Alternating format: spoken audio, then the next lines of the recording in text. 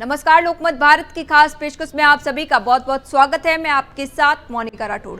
मध्य पूर्व में छिड़ा युद्ध अब अपने सबसे निर्णायक चरण में पहुंच चुका है। अमेरिका और इजरायल के संयुक्त हमलों के बीच ईरान ने लगातार पलटवार किया है। राष्ट्रपति डोनाल्ड ट्रंप ने उसे ईरान द्वारा नियोजित बड़े हमले को रोकने के लिए प्री एम्प्टिव स्ट्राइक बताया, जबकि तेहरान के तेवर ये संकेत दे रहे हैं कि ये संघर्ष इतनी जल्दी समाप्त नहीं होगा। आज युद्ध का छठा दिन है और मिसाइलों की गड़गड़ाहट पूरे क्षेत्र में सुनाई दे रही है। आइए देखते हैं हमारी खास रिपोर्ट। ईरान ने न केवल अपने सीमावर्ती इलाकों में बल्कि बहरीन, कुवैत, कतर और यूएई में अमेरिकी ठिकानों पर भी मिसाइल हमले किए हैं। इसके अलावा उसने इजरायल पर भी 70 से अधिक बैलिस्टिक मिसाइलें दागी हैं। ईरान के विदेश मंत्री अब्बास अरागची का कहना है कि उनका देश शांति और युद्ध दोनों के लिए तैयार है। इसी बीच अमेरिकी और इजरायली हमलों ने ईरान की मिसाइल क्षमताओं पर गंभीर चोट पहुंचाई है। युद्ध शुरू होने से पहले ईरान के पास लगभग 3000 बैलिस्टिक मिसाइलें थी। हाल ही के हमलों और पिछली जंगों में आधी से अधिक मिसाइलें और लगभग 200 लॉन्चर्स नष्ट हो चुके हैं। फिलहाल अनुमानित 1000 से 1500 मिसाइलें बची हैं।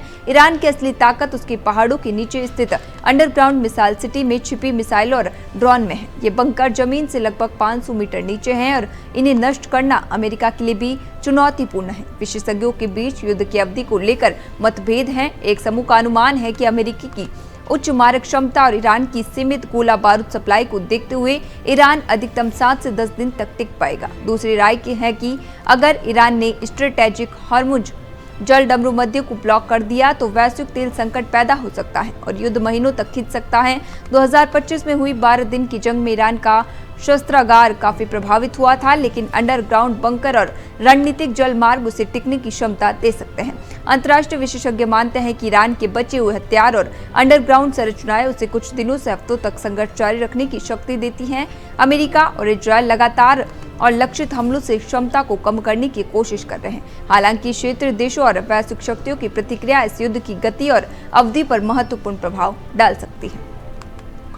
ईरान की मिसाइल शक्ति और अंडरग्राउंड संरचनाओं के कारण ये युद्ध अभी समाप्त नहीं हुआ है।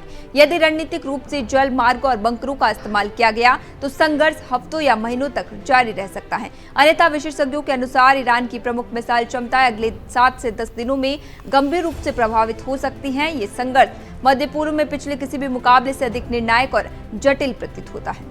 अभी के लिए फिलहाल इतना ही। तब तक के लिए बने रहिए लोकमत भारत के साथ।